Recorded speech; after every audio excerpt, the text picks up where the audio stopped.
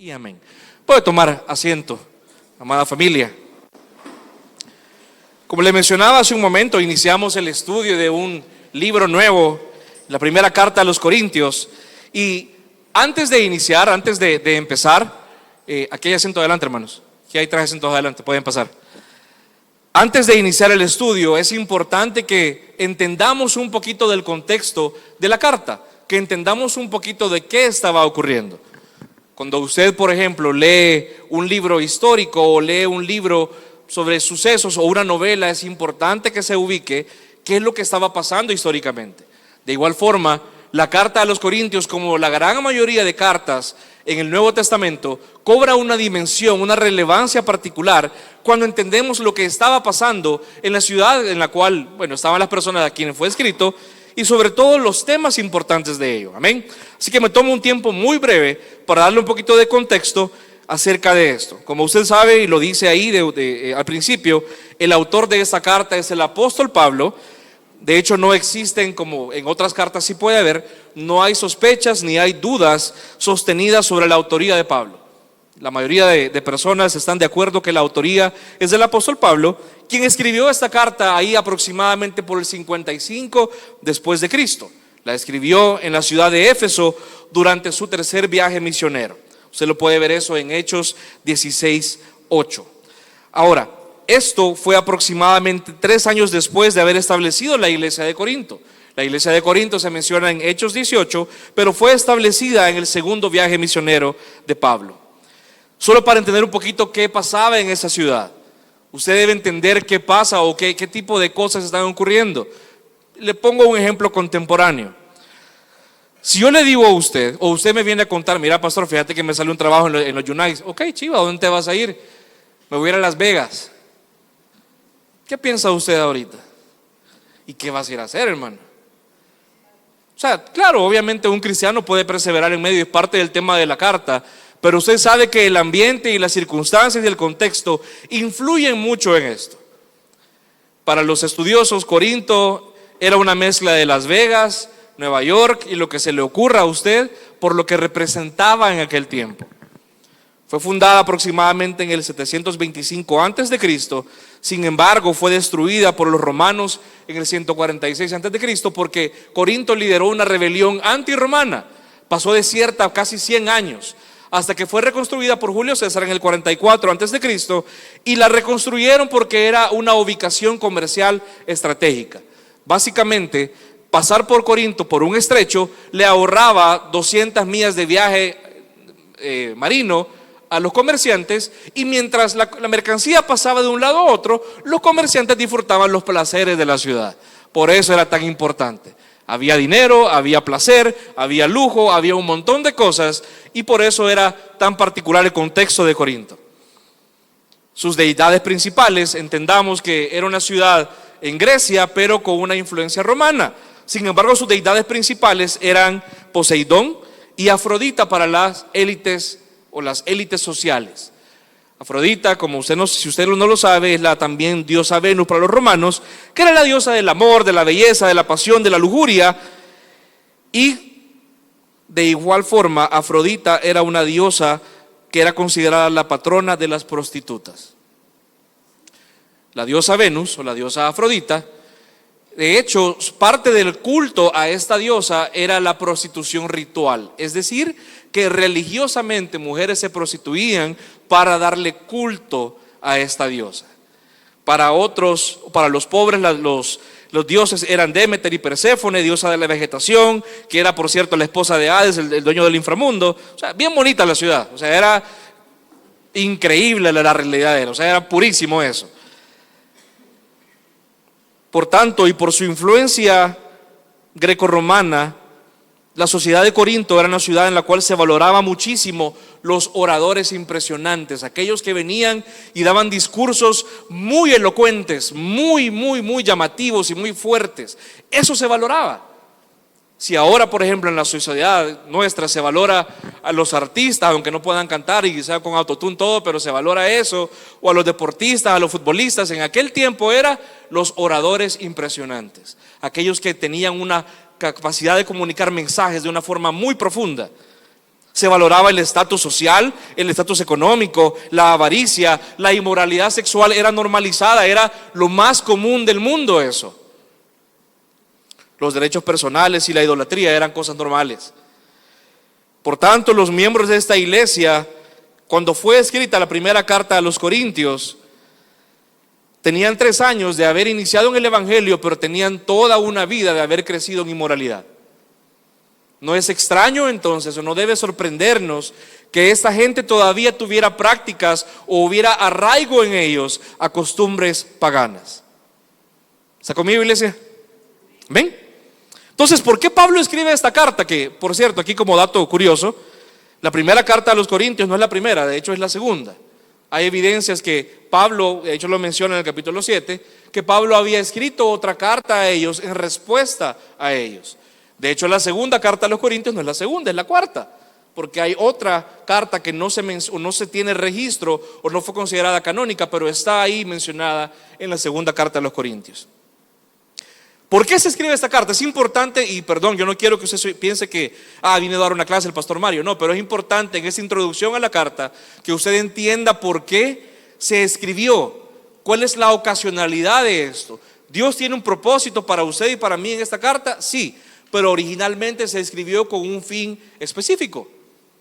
Pablo responde, en primer lugar, porque recibió un reporte de la casa de Cloé, que es una cristiana influyente en esa iglesia, de que había problemas y divisiones entre ellos, que iban desde temas desde falsa espiritualidad y rivalidades por maestros, problemas de impureza sexual, que los corintios se demandaban unos a otros en tribunales de ley civiles. Y Pablo le respondía, pero también la segunda parte del capítulo 7 en adelante, Pablo también está respondiendo a una carta en la cual los corintios le preguntaban una serie de temas muy variados. La intención de Pablo era llamar su atención sobre los conflictos entre ellos y sobre todo en aquellas cosas en las cuales los corintios no vivían acorde al evangelio, sino que vivían conforme al mundo. Era una iglesia que tenía el nombre de iglesia cristiana, pero vivían, o sus principios realmente que regían su vida, eran los del mundo. Pablo afirma su autoridad como apóstol diciéndoles o mandándoles a los corintios a que vivieran una vida santa acorde al evangelio a través de diversos temas. Si tenemos que resumir el mensaje de Primera de Corintios, es el siguiente: que el evangelio requiere que el pueblo santo de Dios madure en pureza y unidad. Eso es el resumen. Visto de otra forma, en otras palabras, ya cuando vemos el contexto de Corintios, el evangelio requiere que el pueblo de Dios madure en amor, sea perfeccionado en el amor, porque el amor, como lo menciona en la misma carta a los Corintios, en un pasaje siempre sacado de contexto, o no sacado de contexto, sino que se resume únicamente al amor matrimonial, y es como el pasaje así como de ley para las bodas. Es un pasaje que no habla necesariamente del amor entre un esposo y una esposa, está hablando del amor de Cristo. Primera de Corintios 13. El amor es no solamente un sentimiento o una afección, el amor es madurez y obediencia. ¿Está conmigo, iglesia? Cuando yo veo Corintios, y sería bueno, hermano, y le recomendaría que en esta semana pueda dar una leída, son 16 capítulos, lo lee rápido, en 1 hora lo lee más o menos. La estructura de Corintios puede verse en 4 partes principales: la introducción del capítulo 1, del versículo 1 al 9, que la vamos a leer ahora. La parte 2 es la respuesta al reporte de la casa de Cloé, que va del capítulo 1 al capítulo 6. Luego la respuesta de la carta enviada por los corintios del capítulo 7 al capítulo 16, al versículo 12, y la conclusión hasta el versículo 24. Estructura bastante simple. Sin embargo, para estudiarlo debemos entender que es una de las cartas en las cuales, si creo yo que no hay otra, en la cual más directamente se aborda problemas recurrentes en la iglesia, aparte de las pastorales obviamente, y cómo estos problemas sobre todo son respondidos y deben ser respondidos no por la sabiduría humana, sino por el evangelio. Es impensable que la iglesia del Señor resuelva sus problemas fuera del evangelio. Es impensable que la iglesia de Dios, escogida por Él, redimida por Él, responda a las situaciones que se dan dentro de la iglesia de una forma mundana. Y Pablo, con su autoridad de apóstol, les dice: así lo vamos a responder. De hecho, una forma bien particular, una forma bien práctica. De hecho, a mí me gustó porque viendo varios comentarios y todo, un autor plantea que básicamente Corintios se puede estudiar a través de revisar 10 problemas bien identificables ahí. Se los menciono rápido para que vean lo que vamos a estudiar en los próximos meses. Con esto concluyo la introducción y entramos ya al texto de hoy. ¿Qué temas vamos a ver en Primera de Corintios? En primer lugar, del capítulo 1 al capítulo 4, Pablo trata sobre la división que había respecto a los maestros. Que algunos decían: yo soy de Pablo, yo soy de Apolo, yo soy de Cefas, yo soy de Cristo. Como que aquí en la iglesia alguno dijera: yo soy de Marcelo, yo soy de Carlos, yo soy de Mario. Al cual más por gusto. Lo digo en amor, pues, o sea, mis hermanos y yo estamos claros en eso. Somos completamente dependientes del Señor. ¿Se da cuenta de lo ilógico que es eso? Decir: no, yo soy del grupo de tal, cuando la iglesia es del Señor. Amén. No te enojes, Carlos. Segundo tema: ¿qué hacía la iglesia de Corinto con un tema grave del incesto? ¿Cómo lidia la iglesia con el pecado grave? ¿Y cuándo es válido proceder a la excomunión de un miembro de la iglesia? Un tema que hoy es como tabú. Uy, ¿cómo va a ser que una iglesia va a excomulgar a alguien? En algunos lugares lo ocupan casi como de, o sea, como que fuera gratis, como que cupones repartían para echar a la gente. No, pero hay requisitos, hay normas que debe seguir la iglesia para esto. En tercer lugar, Pablo aborda del capítulo 6, del 1 al 11, los pleitos y demandas legales. Es como si yo tuviera un problema civil con alguien, por ejemplo, con mi hermano Rafael, y yo viniera y en lugar de resolverlo en el Señor, le fuera a poner una demanda al tribunal. Pablo les hace ver lo ridículo que eso es, y sobre todo lo evidente que era su no comprensión del evangelio. En cuarto lugar, los corintios justificaban la inmoralidad sexual porque decían: mira, la inmoralidad sexual está afuera del cuerpo, entonces no hay problema. Y Pablo les expone a través del evangelio que eso no es así. En quinto lugar, Pablo les da ya respuestas sobre el matrimonio y la soltería, capítulo 1 7, del 1 al 40. Luego Pablo responde a un tema bien importante que usted puede pensar: híjole, no tiene nada que ver conmigo ahora, que es la comida sacrificada a los ídolos. ¿Qué hago con esto? Capítulo 8, del 8 al 11. Y usted puede decir: pero eso no pasa ahora. Sí, pero créame que hay preguntas como: mira, hermano, ¿y es pecado que yo tome una cerveza? ¿Y es pecado que tome vino? ¿Es pecado que me ponga aritos? ¿Es pecado que me tatúe? ¿Es pecado que me pinte el pelo? Temas para los cuales hay una respuesta bien clara en la Biblia que muchos fallan en comprender. Siguiente lugar, un siguiente tema es: ¿qué hace la iglesia en cuanto a temas, por ejemplo, si las mujeres deben cubrir la cabeza? Es un tema que ahora se da en algunas iglesias en las cuales las hermanas aún se cubren la cabeza, y hay un principio que respalda el por qué para Corinto sí era importante que lo hicieran. Vamos a entender cómo aplicar contextualmente eso. Si usted se fija, aquí ninguna mujer se cubre la cabeza, y no es porque no nos importe la norma bíblica, sino que había un tema cultural ahí. Miren, y se lo adelanto un poquito, aquí un spoiler de aquí tal vez a un año. Hay muchas que se pueden cubrir la cabeza, pero son rebeldes en su hogar. Entonces, ¿de qué sirve? Ahí le di un poquito de spoiler ahí. En octavo lugar, ¿qué hacíamos con la Santa Cena? ¿O qué pasaba en la Santa Cena? Porque los corintios lo veían como su banquete, en el cual ahí se veía quién era quién. Como que si aquí hubiera, digamos, ahí vamos a hacer una cena de gala. En unas iglesias hacen eso, pero... y venga con su mejor traje, ven aquí no sé qué. Y lo que hacían entonces los corintios, en lugar de verlo con una conmemoración del sacrificio de Cristo, era: aquí voy a venir a mostrar que soy el que más tiene. Y algunos apenas lograban llevar frijoles y aquel salía con pavo. Y no lo compartían, sino que: mírenme que yo soy como pavito, vos tamales, yo pavo, o lo que sea que comiera en ese tiempo. ¿Será que la cena del Señor es eso? ¿Será que la cena del Señor deberá llevar a ser una celebración pagana? ¿O será algo más profundo? Y se va a entender en esa predicación o en esas predicaciones.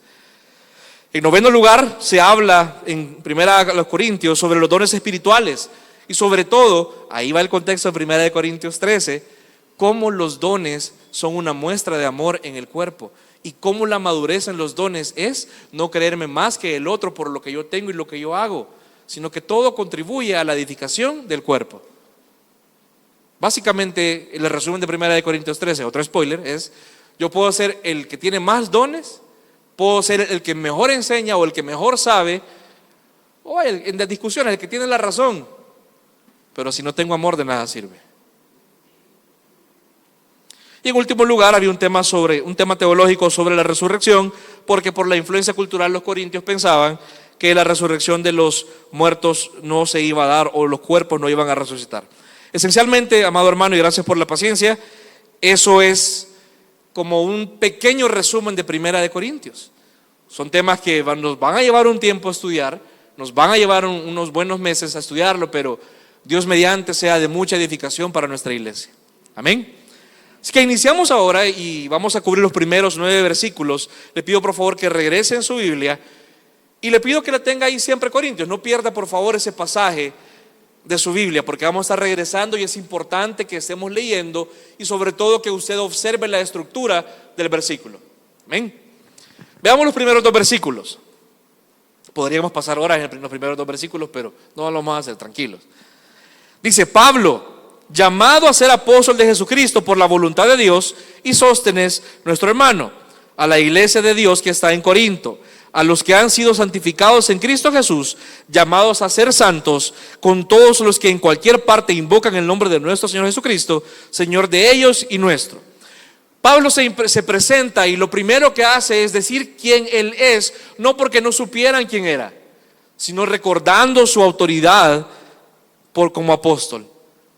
Básicamente es lo que te voy a decir, y todo lo que viene a continuación no te lo dice cualquiera, sino que te lo está diciendo alguien que ha sido comisionado por el Señor para ejercer autoridad sobre la iglesia, porque es mi responsabilidad y sobre todo mi deber cuidar de la iglesia. Y se establece como autoridad para hacerlo. Pero fíjese en algo muy importante. ¿A quién dirige esta carta? Dice: a la iglesia ¿de qué? De Dios. Aquí no se refiere a la denominación, hermano. Se refiere a algo muy importante. Parece hasta redundante decir la iglesia de Dios, porque y no toda la iglesia de Dios, no toda la iglesia es de Dios, pues podría ser debatible. Ya vamos a ver por qué, antes que se me escandalice. Pablo menciona que la iglesia es propiedad de Él. Sin embargo, nos debe llevar a reflexionar sobre qué significa que la iglesia sea de Dios y qué características tiene.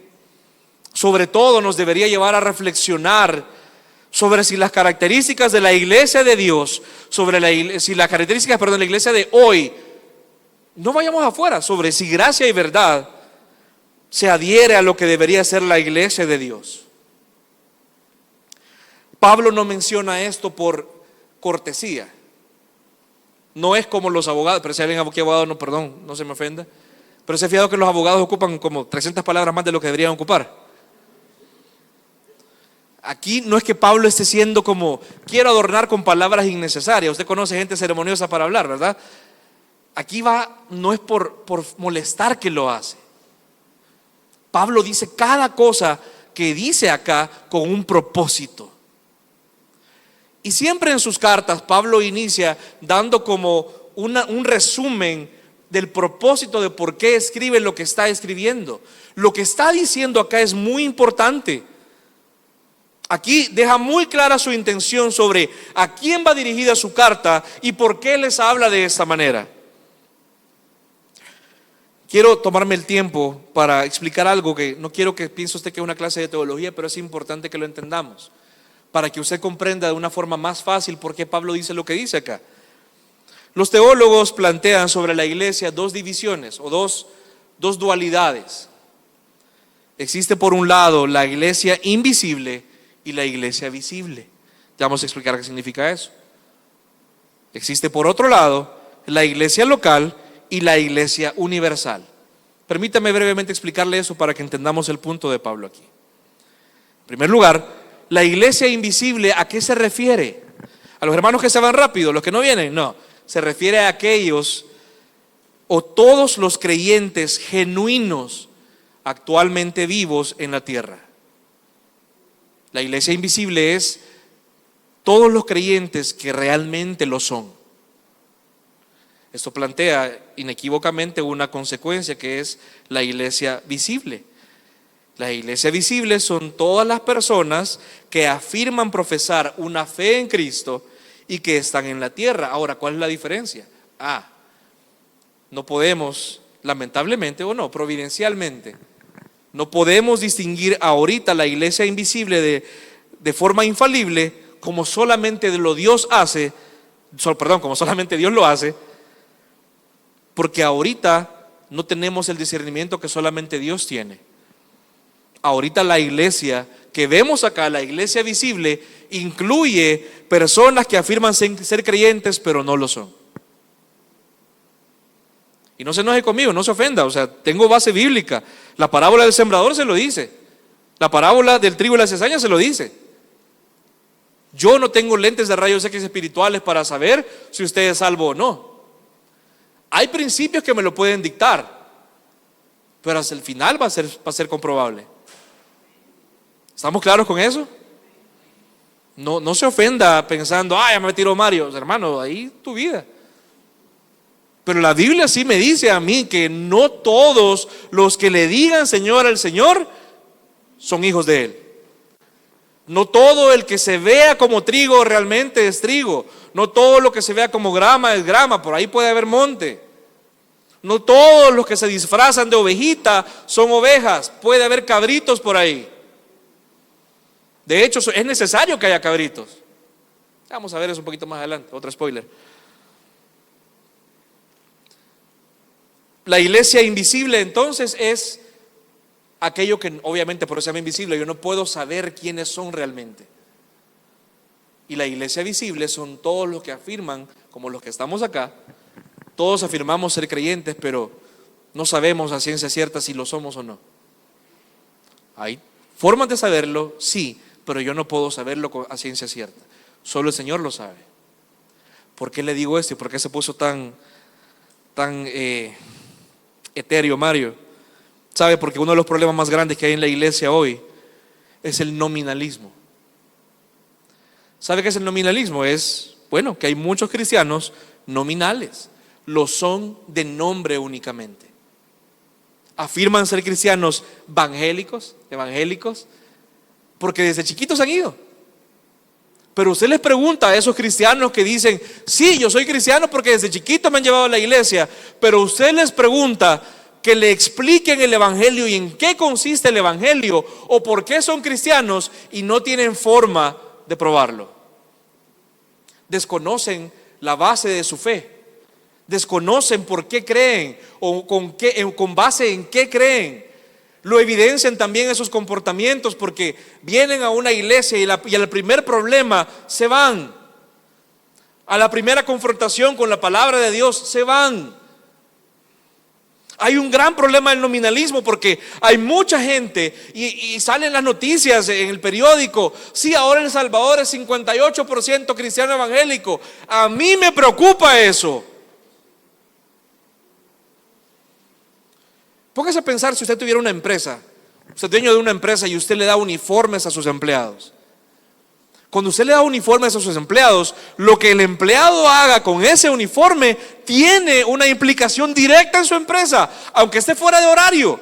Si ese brother se fue a poner bien ebrio y se fue a estrellar en el carro, empleado de tal empresa. Que la gente diga a la ligera, yo soy cristiano evangélico, es un gran problema. Porque no sabemos cuántos de ellos realmente son iglesia. Lo son de nombre, pero no entienden el evangelio. Y lo vemos en sus acciones. Porque no muestran gracia, no muestran misericordia, no muestran amor. No evidencian una vida con unos frutos distintos. Por tanto, lo son de nombre. Para ellos, ir a la iglesia es lo mismo. Hoy no voy al círculo deportivo, hoy voy a la iglesia. Hoy quiero apaciguar mi conciencia que me anda remordiendo, entonces ahora voy a ir a la iglesia. Pero no hay compromiso en sus vidas. No hay algo que diga, esta persona es distinta. Mira, ¿y por qué vas a la iglesia cristiana? No, porque a mí los católicos no me gustan, mejor voy al culto, porque es más chivo, hay música y todo. Nominalismo. Lamentablemente muchas personas han sido afirmadas que son creyentes y han sido tratados como creyentes y se les ha asegurado su salvación, pero sobre cualquier base menos la del Evangelio de la gracia de Cristo Jesús. Les dicen que son cristianos solamente porque hace tiempo repitieron una oración o porque desde chiquitos se sentaron en una banca, pero nunca fueron expuestos a la verdad crítica del Evangelio, si crees en Cristo Jesús o no. ¿Y cómo se ve una persona que cree en Cristo Jesús? Mire qué interesante, porque ahí si usted ve el versículo 2, regresemos al versículo 2, le dije que tuviera ahí a la mano. Mire lo que dice al final. Ahí Pablo menciona dos cualidades de la iglesia invisible.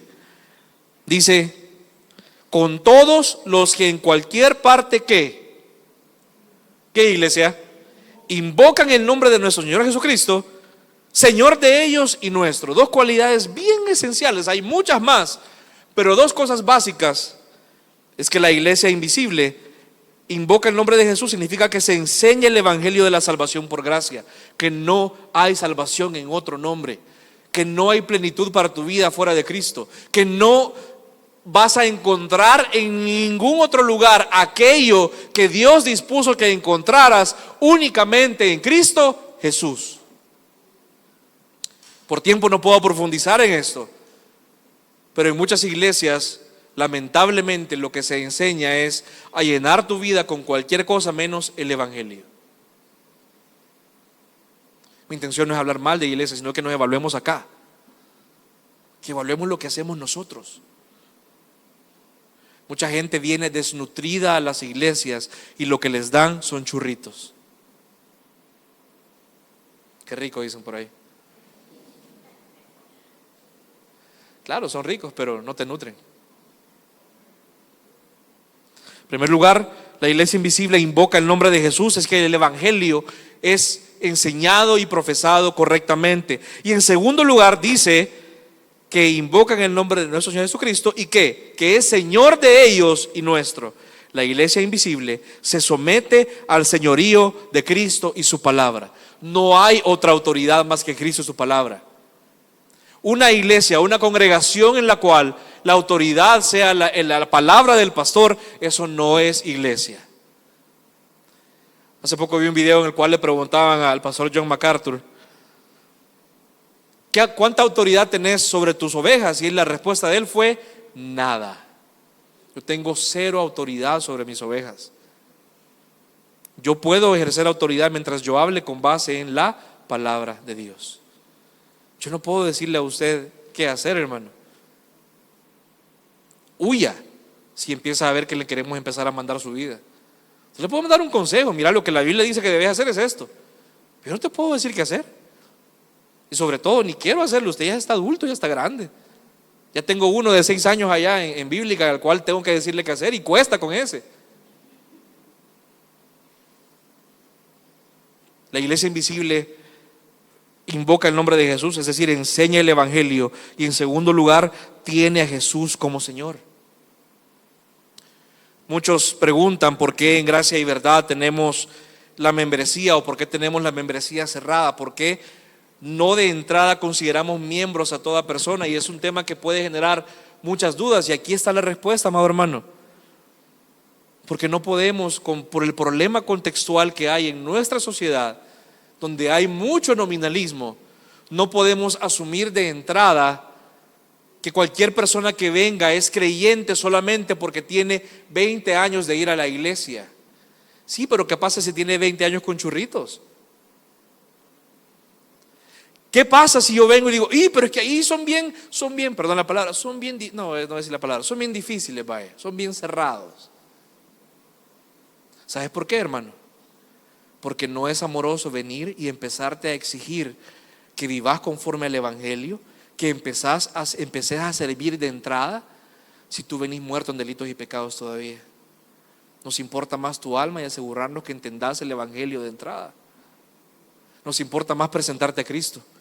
Nos importa más asegurarnos primero que entendás quién es Cristo Jesús, qué es el Evangelio, antes de ver que tú puedes aportarle a la iglesia, porque puedes venir y aportarle a la iglesia e irte al infierno.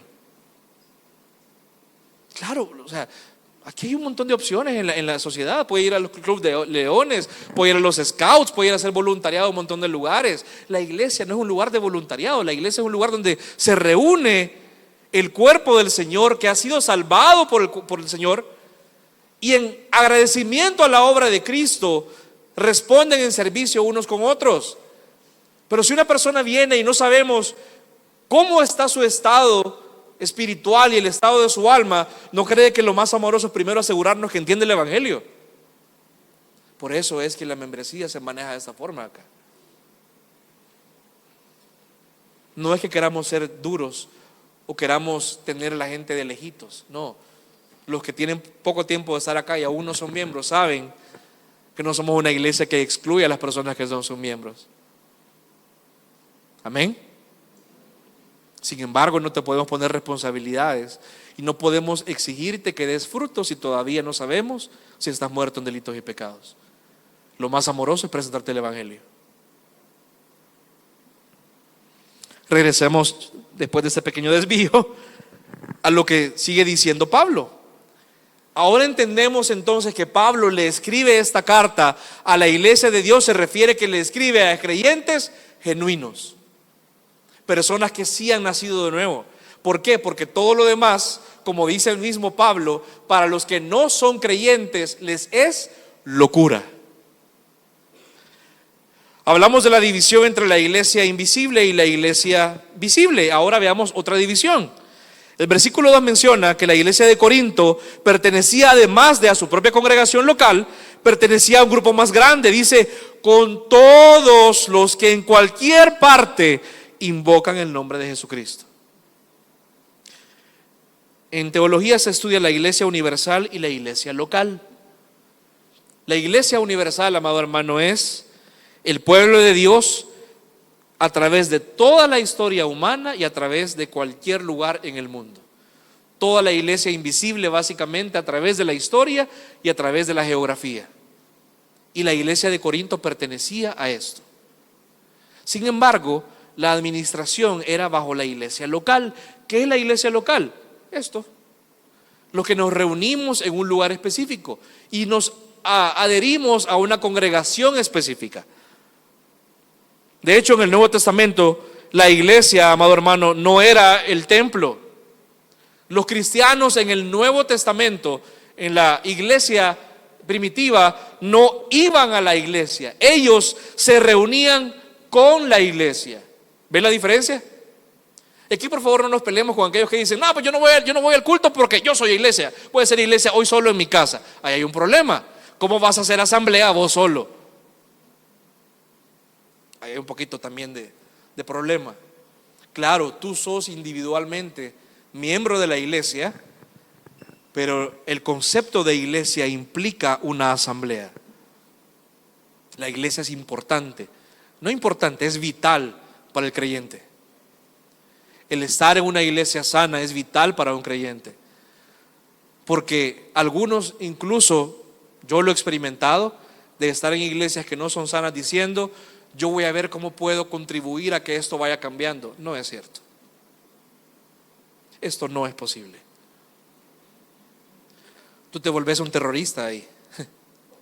Te ven como un terrorista.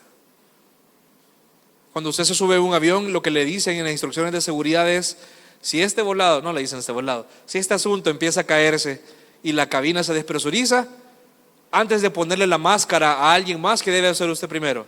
Ponerse la suya, porque lo que quiere ponerle al otro, usted queda inconsciente. Usted necesita estar alimentado primero usted antes que alimentar a otros. Que creemos en gracia y verdad, creemos en el gobierno de la iglesia local. ¿Qué quiere decir esto?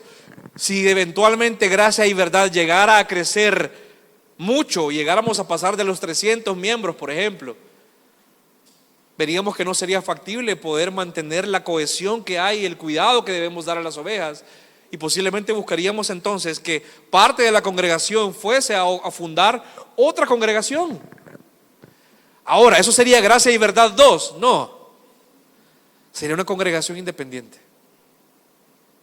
Parte de nuestros disentivos como bautistas es que no creemos en la cobertura y la dependencia de iglesias con otras. Creemos en la hermandad de iglesias, claro. No es que nos va a dejar de importar la gente que se vaya, claro, pero esa iglesia tiene su gobierno local, tiene sus decisiones y va a tener su cuerpo de ancianos para ser gobernados, y no va a tener que pedirle permiso a la iglesia madre. No es así. Lo menciono porque parte de una iglesia sana es que no existen las franquicias en la iglesia del Señor. La iglesia no es una franquicia, no es un Starbucks que lo vas a encontrar en cualquier esquina. Cada iglesia local es gobernada por su propia congregación y sus propios ancianos. ¿Por qué menciono esto?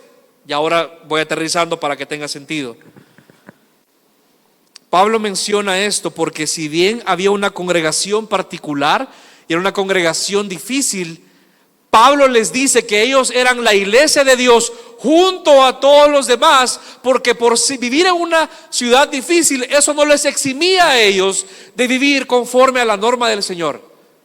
Vivimos ahora en una sociedad muy difícil, yo lo entiendo. Vivir en santidad ahora es dificilísimo. Pero amado hermano, esto no te exime a ti de vivir conforme a la norma del Señor. Si Corinto, Pablo le decía, ustedes deben vivir como esta iglesia de Dios, también usted y yo. Amén. Por cierto, se me olvidó mencionar, ¿cuál es nuestra postura o cuál es la postura que tenemos como Gracia y Verdad respecto a otras iglesias? Lo resumo con una cita.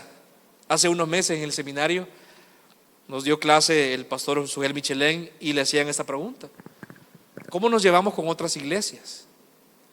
Y él decía algo bien sencillo: la iglesia o cada iglesia debe tener levantadas ciertas murallas para cuidar la integridad doctrinal de su iglesia y cuidar a su congregación, pero que las murallas no sean tan altas como para no poderle extender la mano al que estaba afuera.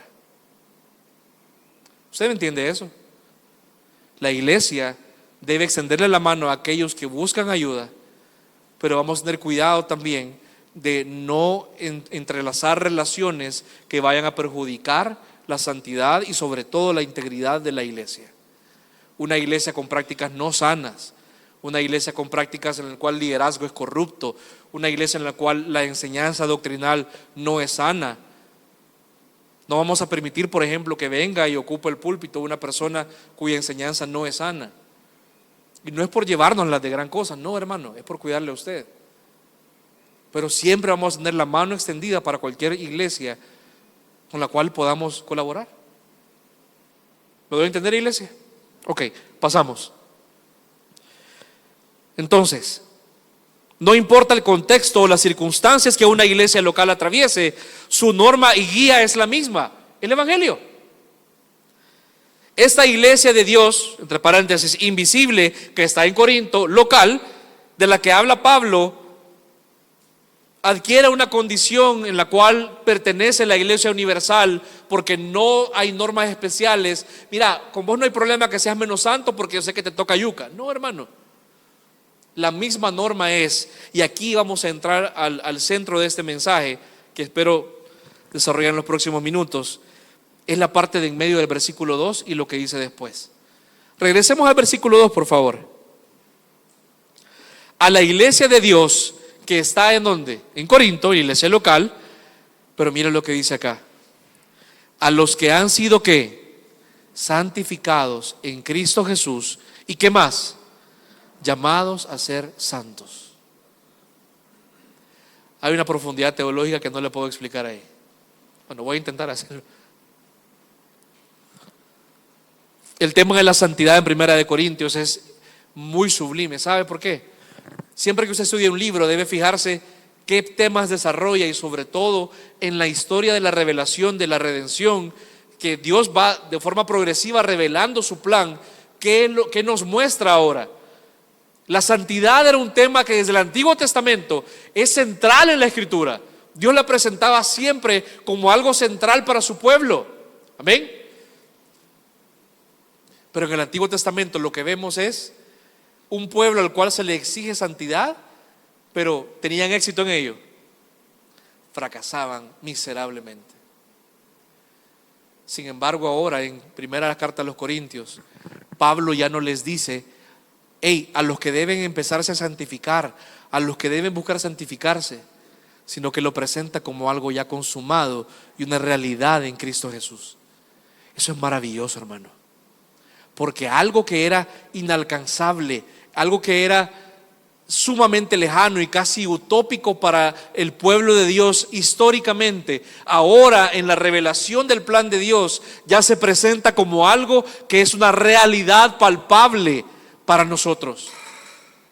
¿Usted entiende la importancia de eso? Ya no es algo que se deba buscar y luchar por tenerlo, sino que ya nos ha sido dado. ¿Por medio de quién? De Cristo. Levítico 19:2 dice: habla a toda la congregación de los hijos de Israel y diles: seréis santos, porque yo, el Señor vuestro Dios, soy santo. 3 doritos después, idolatrando. Era imposible. La norma era inalcanzable. Ahora ya es real. Ahora ya es una verdad. Ahora ya es suya, hermano, en Cristo Jesús. Y lo quiero que veamos ahorita muy brevemente, no brevemente, pero que veamos ahorita. Hay dos cosas que debemos entender, y de nuevo mi intención no es hacer una clase de teología, pero es importante que usted maneje doctrina para entender algo. Esta va a ser una enseñanza un poco doctrinal para poder entender lo práctico que viene después. Cuando uno ha leído toda la carta de Corintios, entiende que Pablo inicia llamando santos a esta gente. ¿Se da cuenta? Esta gente, lo que le acabo de decir hace un rato, vivían en inmoralidad, pensaban que estaba bien ser inmorales, se daban duro entre ellos, se demandaban entre ellos, se daban duro en la Santa Cena. O sea, era una iglesia bien especial. Sin embargo, Pablo inicia diciéndoles: a los santificados. Lo que hemos pertenecido a la iglesia tradicional católica, nos decían que los santos eran aquellos que estaban en las estatuas. Mira, me da pánico eso, por cierto, pero tema de niñez. ¿Y los santos quiénes son? O sea, brothers que están ahí como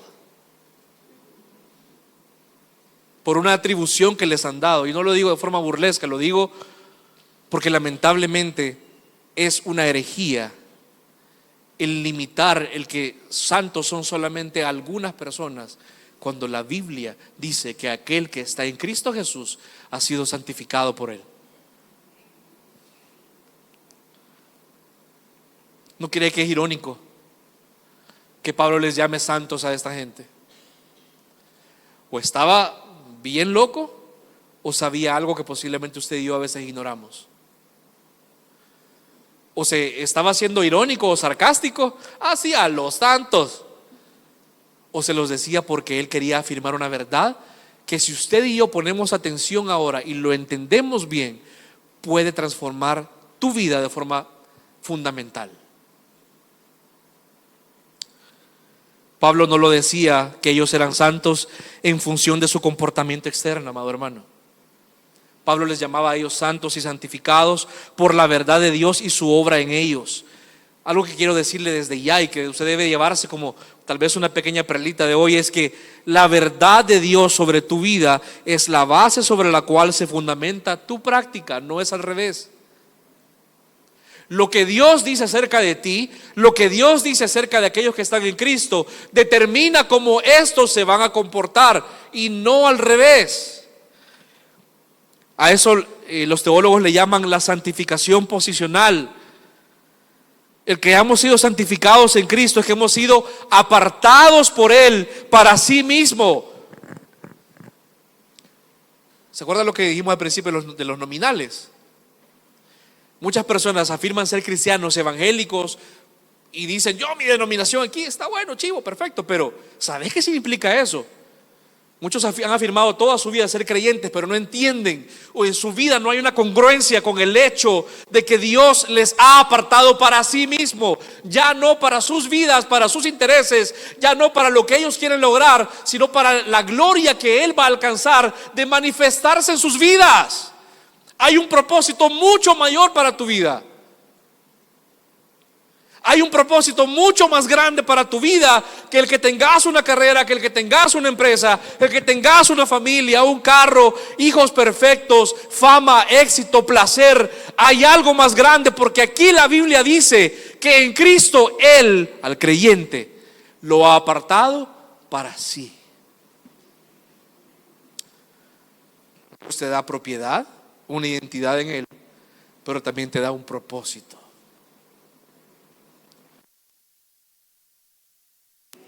La santificación es eso, que Él te ha apartado, y sobre todo que para el cristiano, para el creyente genuino, para la iglesia invisible, esto es una realidad ya lograda por Dios en el pasado, ya es algo cumplido, ya es algo logrado, es un hecho finalizado y realizado posicionalmente sobre la base de la obra de Cristo. Ya no tienes tú que ganarte el ser santo para estar en una estatua, sino que Él ya te llama santo en Cristo. Y si Él te llama santo, todo lo demás, todas las demás opiniones, todas las demás afirmaciones no importan, ni siquiera la tuya. Usted ve cómo eso puede transformar la vida de una persona. Ya no soy lo que era antes, ya no soy lo que mi culpa me está diciendo que soy, ya no soy lo que mi comportamiento me evidencia, sino que Dios me llama santo. Entonces puedo vivir así.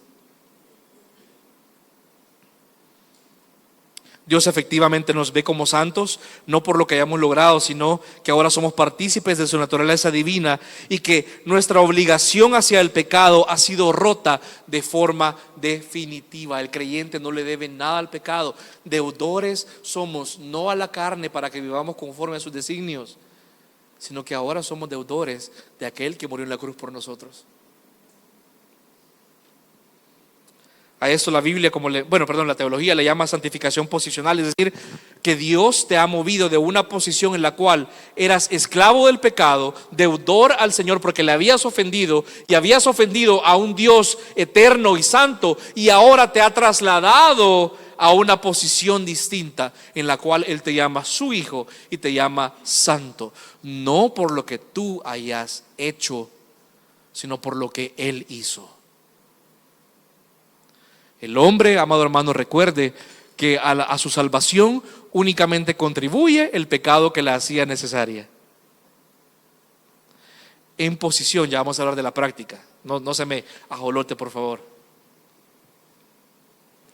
¿No me cree? Bueno, Efesios 2:5. Aun cuando estábamos muertos en delitos y pecados, nos dio vida juntamente con Cristo. Por gracia habéis sido salvados. Mire lo que dice después. Y con Él nos resucitó, y con Él nos ¿qué? Nos sentó en los lugares celestiales en Cristo Jesús. Pregunta: en el momento que usted creyó, de repente le salió una silla en los lugares celestiales y se sentó ahí? No. A lo que se refiere es que tu posición delante de Dios cambió. Ya no estás más bajo la condenación del pecado, bajo la esclavitud del pecado, sino que ahora Él te ha dado una posición nueva. Él ya no te ve como lo que eras antes. Y eso debe tener una incidencia en tu vida. Esto afirma el creyente, porque en todo momento tu posición delante de Dios ya no está insegura, sino que tu posición delante de Dios está asegurada en Cristo y por Cristo. Ni siquiera tú tenés que mantenerla, vaya. El que la mantiene es el Señor por ti. Jamás se da cuenta lo mal planeado que sería de parte de Dios otorgarle a usted que su salvación dependiera de usted. Algunos acá, yo posiblemente ni el carro les confiaría, hermano. Si así cuida su vida, ¿cómo va a cuidar el carro? En amor, vea. ¿Se da cuenta qué pasaría si Dios le atribuyera a usted el mantenerse salvo?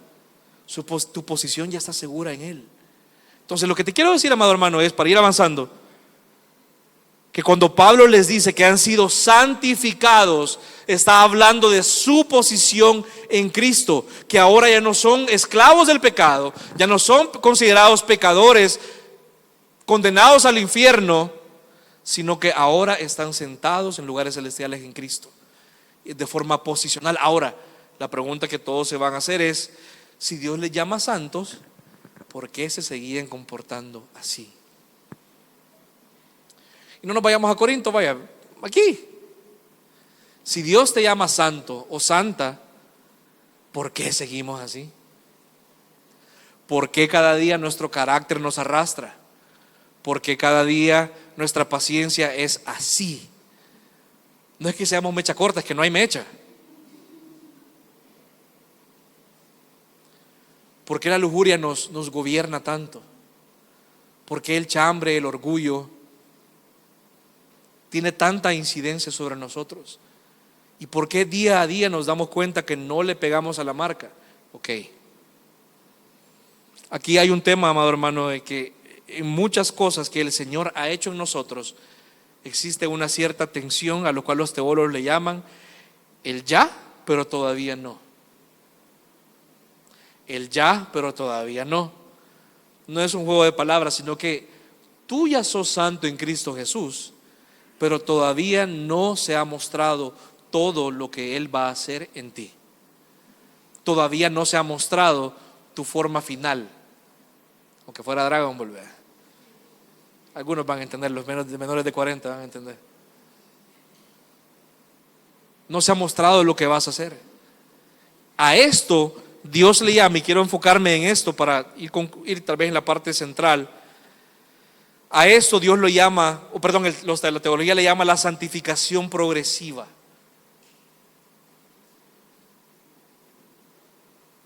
Tú y yo hemos sido llamados a ser santos, pero tendemos a olvidar, amado hermano, que la razón por la cual tú y yo podemos vivir la vida cristiana no es por nuestro esfuerzo, sino sobre la base de lo que Dios ya hizo por nosotros.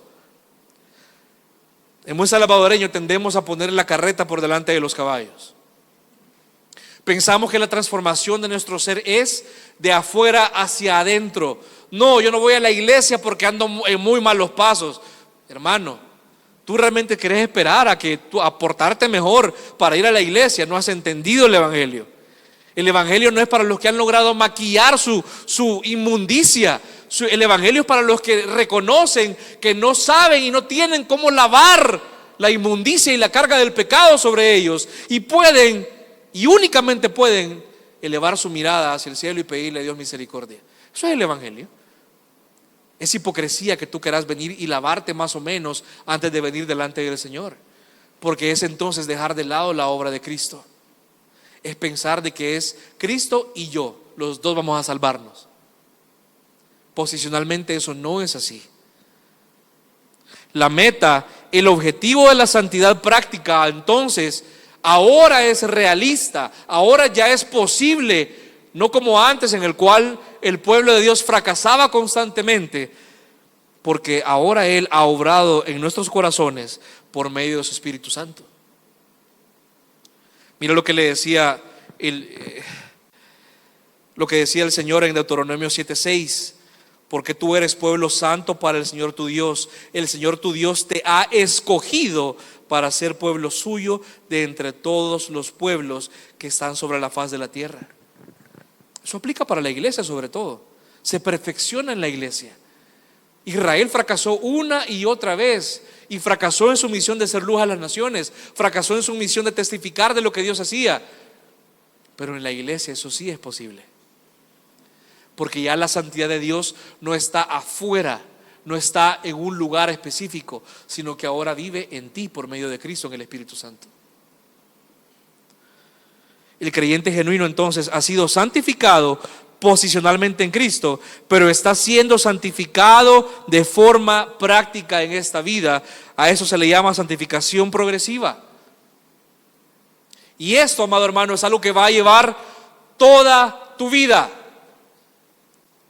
Yo le preguntaba a un amigo que me discipulaba en el primer año que yo llegué a la iglesia y le decía: mira, ¿y cuándo se van a terminar las pruebas?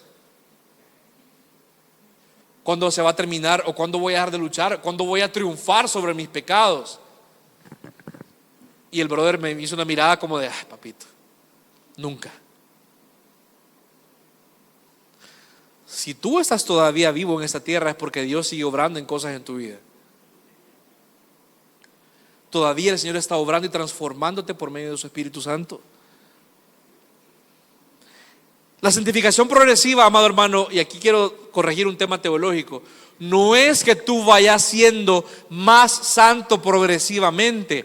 Tú no puedes ser más santo de lo que Dios ya te hizo. El tema de la santificación progresiva es que se vaya evidenciando esa santidad posicional en la práctica. Que tu vida sea congruente con la verdad de Dios. Que tu vida, tu carácter, tus relaciones, tus pensamientos sean congruentes con lo que Dios ya dice de ti. Es importante mencionar, y por eso hablo con mucha cautela, y por eso hice la diferencia entre la iglesia visible e invisible, porque es muy importante mencionar que una persona que afirme ser cristiano y al pasar de los años no evidencia ningún tipo de maduración, ni de crecimiento, ni de santificación, es que probablemente nunca fue santificado. Porque la Biblia establece que aquel que ha sido escogido y nacido de nuevo va a mostrar cosas diferentes. ¿No me cree? Cuando vaya a su casa, lea Lucas 13. Una higuera estéril. El dueño le dice: mira, por favor, volátela, esa no produce fruto. Y el que trabaja en la viña, que representa a Jesús, le dice: dame un año más, déjame trabajarlo, y si en efecto ya no da frutos, nos lo volamos. Es imposible que una persona que esté conectada a la vid no dé frutos. Tal vez algunos van a dar más. No estoy diciendo que todos van a ser wow, pero debe haber algo distinto en tu vida. Algo debe haber cambiado. Debes entender las nociones básicas. Debes aprender por lo menos a tener relaciones sanas, a buscar lo correcto, a servirle a tus hermanos en amor. Es bien bonito ser cristiano, de los que solamente vienen, se sientan, me voy y tengo cero contacto con mi iglesia en la semana. No me importan los hermanos.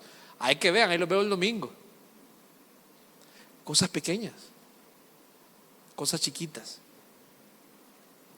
Pablo les dice a los corintios, regresando, que son la iglesia de Dios, que han sido santificados, pero también son llamados a ser santos, es decir, a vivir de una forma que su identidad corresponda con la práctica. Ahora, la santificación posicional, es decir, la obra de Cristo, es completamente de Dios. La Biblia lo dice, lea Efesios 2, es obra de Dios, no por obras para que nadie se gloríe, esto es obra de Dios.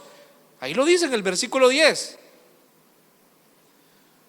Somos hechura suya, creados en Cristo Jesús para andar en buenas obras que Él preparó de antemano. O sea, todo es obra de Dios. Sin embargo, ya la práctica, ahí sí hay una parte que nos corresponde a nosotros. Ya habiendo nacido de nuevo, ya habiendo conocido el Evangelio, ya habiendo recibido la verdad, ya no nos podemos quedar ahí. Voy a esperar que Dios me cambie. Hermano, mira, tú sos inconstante en tu asistencia. Hermano, sos inconstante en tu servicio. Sos inconstante en tu amor por los hermanos. Tu carácter está haciendo problema con los hermanos. Tus relaciones constantemente. No, mira, yo sé. Pero Dios conoce mi corazón. Y Él me va a cambiar cuando Él quiera. Si Él no me ha cambiado, es porque Él no me quiere cambiar todavía. Es más, soy para santificación para ustedes. Aguántenme. Tal vez ninguno lo dice de forma expresa así, pero inmaduramente piensan inconscientemente de esa manera. En el momento que Dios muestra a tu vida áreas en las cuales tu vida no se está conformando y no es congruente con la realidad de lo que Él dice acerca de ti, es porque Él demanda obediencia ya en tu vida. No perfección. Hermano, si fuera por perfección, yo no podría estar acá, sería el último de estar acá. Pero sí obediencia. ¿Obediencia en qué? Medios de gracia. ¿Estás leyendo la Biblia? de forma constante y disciplinada. ¿Cómo está tu vida de oración? ¿Cómo está tu asistencia con la iglesia? ¿Cómo está tu involucramiento con la iglesia? ¿Cómo está tu relación con tus hermanos? ¿Sos intencional en tener a alguien a quien rendirle cuentas? ¿Cuándo fue la última vez que tú tuviste una plática con alguien para compartirle tus luchas y rendir cuentas para que oraran por ti y sobre todo que te cuidaran? ¿O sos una persona que te encanta venir y poner la máscara que todo está bien, pero sabemos que no es así? La Biblia y la iglesia y el Señor en su evangelio nos provee de medios de gracia. No te pido perfección, ni tengo que pedírtelo yo, pero lo que te estoy diciendo es, para tu santificación progresiva son cosas que son necesarias. Vámonos un grado más allá. ¿Querés crecer en santidad? ¿Querés ir viendo una santificación mayor en tu vida? Ok, ¿cómo está la inversión de tu tiempo? ¿Qué consumís? Si podés leer un libro cristiano pero optás por leer una novela, hay un problema en ti. Si el tiempo que tenés es limitado, porque todos tenemos muchas cosas que hacer, pero preferís ver una serie en Netflix a invertir tiempo en la palabra, no te quejes después, ay, ¿por qué no le puedo obedecer al Señor? Hay cosas prácticas que debes tomar en serio ya.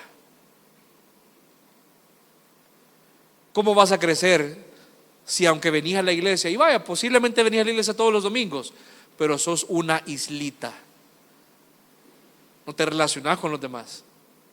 O por tu carácter que no querés admitir que es problemático, aislás a los demás de ti también. No porque los demás no te quieran amar, no, sino que tal vez sos una persona tan rebelde y que no querés recibir consejo que ya las demás personas dijeron, bueno, este hermano no quiere que lo cuidemos, perfecto. ¿Se da cuenta cómo no es tan, perdón la palabra, no es tan fumada el tema de la santificación? No es un tema astral, no es un tema etéreo, son cosas prácticas. La obra la hace el Espíritu Santo en lo invisible, pero tú sí sos responsable de las cosas prácticas visibles. Tú te vas a dar cuenta cómo inconscientemente tu carácter puede ir cambiando, como ya cuando sos constante con la oración, sos constante con la lectura de la Biblia, sos constante invirtiendo tu tiempo en las cosas que importan, sobre todo sos constante en tener comunión con tus hermanos que te pueden cuidar. Te vas a dar cuenta que sin haber tú observado o sin haber tú hecho muchas cosas de forma consciente, tu respuesta ante muchas circunstancias va a ir cambiando. Pero no te quejes, hermano, de que no avanzas en santidad si con las cosas básicas no sos obediente. La santificación posicional te ha sido dada en Cristo por gracia, pero la santificación progresiva sí es un tema de obediencia y la responsabilidad tuya. Es más, si se enojan, lo siento, pero es importante que entendamos esto. De nada te sirve venir a la iglesia si no quieres ser obediente, pues. De nada te sirve venir, o sea, claro, vas a escuchar la palabra de Dios, pero ¿de qué sirve escuchar la palabra de Dios si tu oído está cerrado? ¿De qué te sirve? Si tú venís ya con una mentalidad de que me voy a quedar a medias, o voy solamente por costumbre, o voy solamente para aplacar mi conciencia y la culpabilidad que ando encima, pero no voy con la actitud de Señor, yo entiendo que tú sos mi Dios, tú me has rescatado, tú sos mi Señor y te debo obediencia total, por tanto lo que escuche lo voy a poner en práctica. Hoy que estoy escuchando este mensaje, entiendo que debo tomar decisiones hoy para empezar a trabajar en que mi vida refleje la santidad en la cual Dios habla acerca de mí. Y si me doy cuenta que nunca ha habido ni siquiera un inicio, es posible que hoy deba entonces preocuparme y ver si he creído el Evangelio realmente y buscar arrepentimiento.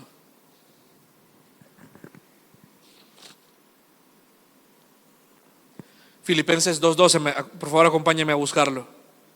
No pierda 1 Corintios, por favor.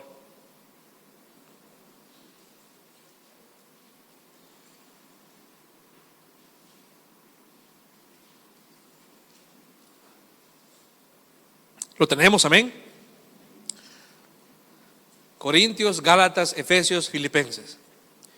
Mire, La santificación progresiva puede ser vista como, en palabras prácticas, que tu carácter se conforme al de Cristo, que tu carácter sea madurado a la estatura del varón perfecto, una elección constante de la vida y plenitud en Cristo por encima del placer momentáneo y engañoso del pecado.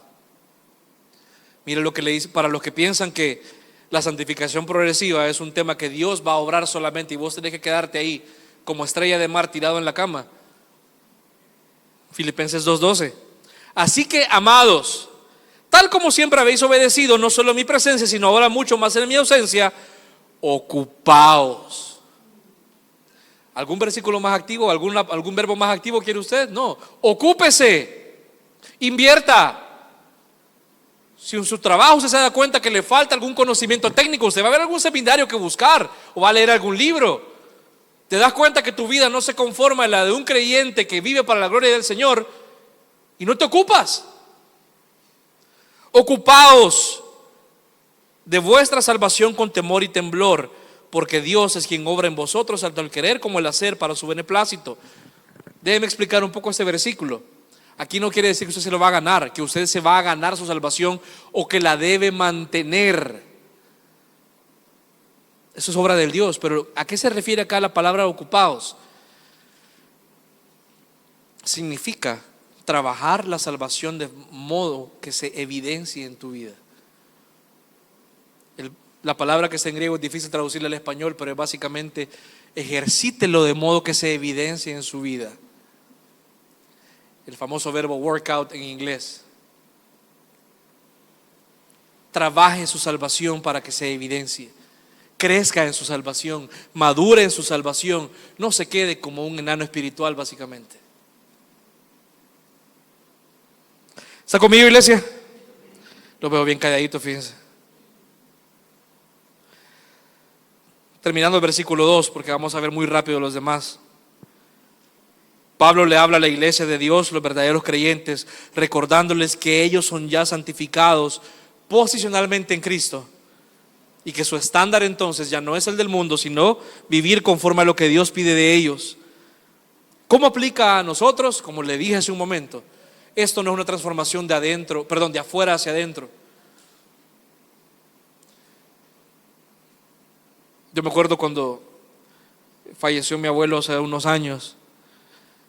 A mí me impresionó realmente verlo en el ataúd y verlo obviamente maquillado. Pero es la imagen que tengo yo cuando pienso en esto. Ver a una persona ya sin vida pero maquillada es algo chocante. El pretender que tu vida va a cambiar de afuera hacia adentro, hermano, es precisamente eso. Lo que el Señor hace es de adentro hacia afuera. No es por lo que tú hagas, es por lo que Él ya hizo por ti. Tu buena conducta no te hace más santo. El hecho de ser ya santo en Cristo te afirma entonces de modo que puedes vivir una vida en santidad. El salvadoreñismo, aquel gran tanate de pecados abruma a cualquiera. Si te ves como un esclavo que todavía le debe un montón al Señor porque todavía está bajo condenación, nunca vas a salir de eso. Pero cuando entendés que por gracia eso te fue quitado, le fue puesto a Cristo y ahora Él ya te ve como algo distinto, entonces en gratitud poder responder con una vida diferente. ¿Con qué lucha usted actualmente, hermano? ¿Cuál es aquel pecado que le vive recordando? ¿O aquel pecado que lo mantiene humilde? Vaya. Momentos que me mantienen humilde, como dice la chaviza. ¿Cómo está tu caminar en santificación? Ya vamos a mitad de año ahorita. Si se puso una resolución de principio de año y eso fue tal vez crecer en su vida espiritual, ¿cómo estamos ahorita? ¿Cómo está tu santificación diaria? ¿Ves diferencias en tu vida? O vaya, no nos pongamos de ese modo. ¿Has puesto en práctica cosas en tu vida que van a ayudarte a que seas santificado diariamente? ¿O estás, por el contrario, invirtiendo en las cosas equivocadas? Su decisión. Sin embargo, las consecuencias, amado hermano, no te las puedo librar. Las consecuencias dolorosas que el pecado puede traer a tu vida, cuando antes o meses antes pudiste haber invertido en tu vida espiritual para que no te golpeara tanto el pecado y para caminar en santidad, eso el Señor no te lo va a quitar. Va a ser necesario sufrir posiblemente esos golpes para que recordemos y temamos sobre todo. No quiero ser legalista acá. Legalista es decirte que por hacer eso vas a ser salvo. No, lo que te estoy diciendo es, tú ya sos salvo, viví acorde a ello. Amén. Versículo 3 les dice él, y vamos rápido en eso, no creo que me voy a tardar mucho. Versículo 3 les dice: gracia y paz a ustedes de parte de nuestro Dios, de Dios nuestro Padre y del Señor Jesucristo. Esa palabra, gracia y paz, no piense usted que era solamente ¿qué ondas? No. Decir gracia y paz son palabras con un significado muy impactante, porque les estaba diciendo, esto es el lenguaje del nuevo pacto. Les estaba diciendo básicamente a los corintios: ustedes ya no están bajo el antiguo pacto de la ley, ustedes ahora son partícipes del nuevo pacto de gracia en Cristo y paz para con Dios por medio de Cristo. No era un saludo solamente, hey, espero que estén bien, saludos cordiales, espero que este correo te encuentre bien. No es eso. Les está diciendo, ustedes son partícipes del nuevo pacto. Hay gracia y hay paz para ustedes en Cristo Jesús. Y por eso, en la segunda parte de este pasaje, ya les llama a ellos a que ellos puedan ver de que Él da gracias a Dios por lo que Él ha hecho, y usted y yo podemos también dar gracias a Dios por lo que Él ha hecho en nosotros. Porque usted puede decir, con lo que le acabo de decir en la hora anterior, y téngame paciencia, yo voy a terminar, por favor no se me duerma. Si tiene dormido el que está a la par, por favor denle un codacito. No le dé codazo. Ya voy a terminar. Usted puede decir, esto es difícil. No es difícil, es imposible. Por su cuenta. Si yo lo mando a usted, por ejemplo, a comprar algo y necesito que me traiga algo, tengo que darle lo necesario: transporte, dinero, medios, a dónde lo va a ir a traer, qué va a hacer con tal cosa. Dios aquí providentemente por medio de Pablo les dice a los corintios, que todo lo que necesitan ya les fue dado. Mire muy brevemente lo que dice el versículo 4 en adelante: siempre doy gracias a ustedes, a mi Dios, por ustedes, por la gracia de Dios que les fue dada en Cristo Jesús. ¿A qué se refiere con esta gracia? Miren lo que Dios le ha dado. En primer lugar, dice, porque en todo ustedes fueron enriquecidos en Él. Aquí no quiere decir, no habla de plata, no está hablando de dinero. Es claro, por la realidad que vivimos, que no hemos sido enriquecidos materialmente en Cristo. No se refiere a eso. El evangelio nunca es riqueza material, sino que se refiere a algo mayor. ¿Qué es lo que nos ha dado Dios en Cristo? En toda palabra y en todo conocimiento. Para una sociedad que valoraba tanto el conocimiento, Pablo les dice que ustedes han recibido todo el conocimiento en Cristo Jesús. Y no les hace falta nada que no deban conocer para caminar en santidad. ¿Qué más les dio? Versículo 6: así como el testimonio acerca de Cristo fue confirmado en ustedes. Algo, y pónganme atención por favor acá.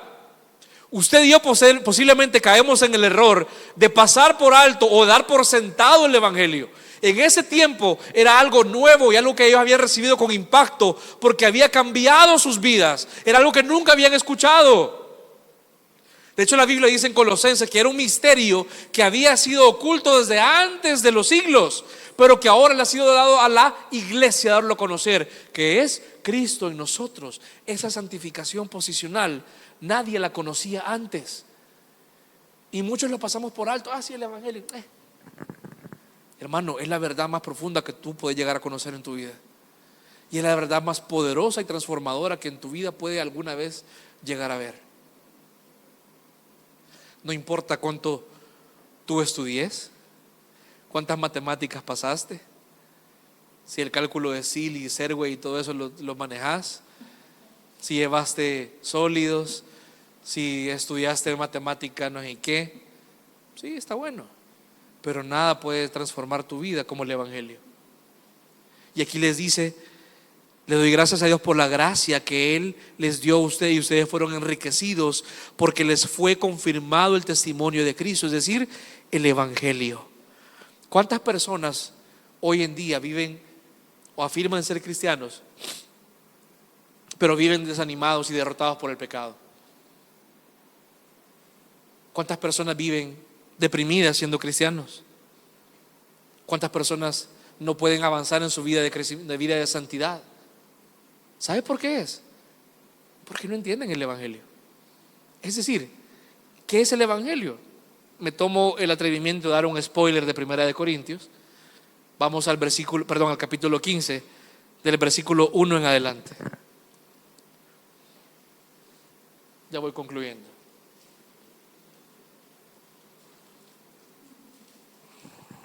¿Lo tenemos? Ahora os hago saber, hermanos, el evangelio que os prediqué, el cual también recibisteis, en el cual también estáis firmes, por el cual también sois salvos, si retenéis la palabra que os prediqué, a no ser que hayáis creído en vano. Porque yo os entregué en primer lugar lo mismo que recibí. Aquí lo resume muy brevemente: Cristo murió por nuestros pecados, conforme a las Escrituras, que fue sepultado y que resucitó al tercer día, conforme a las Escrituras.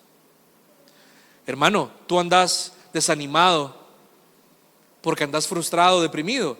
¿Ya te recordaste que tú eras pecador y que merecías el infierno, pero que ahora sos salvo? Si eso no impacta tu vida o cómo vivís el día, híjole, muy pocas cosas lo van a hacer. ¿Y cuál es el problema? Que muchas veces no tenemos la conciencia de los pecadores que somos. Pensamos que somos personas moralmente buenas, que Dios tenía más o menos que darnos una palmadita para corregirnos. No, hermano, Dios es un Dios santo que merecía y merece obediencia, y nosotros merecíamos el infierno. Y el Evangelio te dice que tú sos pecador, condenado completamente, pero que Él en Cristo te ha dado vida nueva. Pasar eso por alto, darlo por sentado, es un grave error de omisión y sobre todo una gran muestra de arrogancia. ¿Cuál es la clave o cuál es el problema de la depresión que muchos sufren ahora? Es la arrogancia de pensar de que no merecen vivir limitados porque quieren tener todo. Pero el Evangelio te da una gran respuesta acá. Solamente entender esa verdad, el tomar al inicio de tu día la conciencia de lo pecador que sos y lo bueno que es Dios contigo en Cristo al haberte salvado, debe darle un panorama distinto a tu vida. ¿Qué otra cosa recibieron ellos? El hecho que versículo 7, de manera que nada les falta en ningún don, esperando ansiosamente la revelación de nuestro Señor Jesucristo. Dios ha repartido los dones y equipado a los miembros de la iglesia para tu bendición, para tu edificación. Él intencionalmente no le dio todos los dones a todos precisamente para que dependiéramos unos de los otros en la fe. Por tanto, si tú crees que es saludable vivir aislado del cuerpo, la respuesta es no. Tú necesitas la iglesia, necesitas tu cuerpo local, necesitas tus hermanos, lo querás ver o no. Y si tu arrogancia te ha apartado, hay gracia en Cristo Jesús y hay gracia en los hermanos para recibirte de nuevo a pesar de cómo te has comportado o conducido con ellos. Y sobre todo, la última es que Él nos confirmará y sostendrá irreprensibles hasta el día de Jesucristo. Dice el versículo 9: fiel es Dios, por medio de quien fuisteis llamados a la comunión con su Hijo Jesucristo, Señor nuestro. En medio de una cultura pagana, en medio de una ciudad en la cual la santidad no importaba nada, Dios les dice a ellos que han sido santificados y amados a ser santos porque han recibido todo lo que necesitan para ello. Lo mismo que es cierto acerca de nosotros. Leo un último pasaje y oramos. Segunda de Pedro 1:3 les dice, o dice a la iglesia, que su divino poder nos ha concedido todo cuanto concierne a la vida y a la piedad, mediante el verdadero conocimiento de aquel que nos llamó por su gloria y excelencia, por medio de las cuales nos ha concedido sus preciosas y maravillosas promesas, a fin de que por ellas lleguéis a ser partícipes de la naturaleza divina. Es decir, amado hermano, en resumen, tú tenés en Cristo todo lo que necesitas para vivir una vida santa. Te ha dado su Espíritu, te ha dado su palabra, te ha dado su iglesia, tu iglesia. Ya ahora depende de ti y de mí el que juntos caminemos para avanzar en santidad. ¿Cuál debe ser nuestra respuesta ante esto? Entonces, si usted ya es santo, luche por vivir como santo y reconozca diariamente la gracia que hay en Cristo Jesús para sostenerle en esa santidad. Vamos a empezar el estudio de una carta en la cual vamos a ver en la práctica cómo se vive esto en el diario vivir, valga la redundancia. A Dios sea la gloria. Vamos a orar.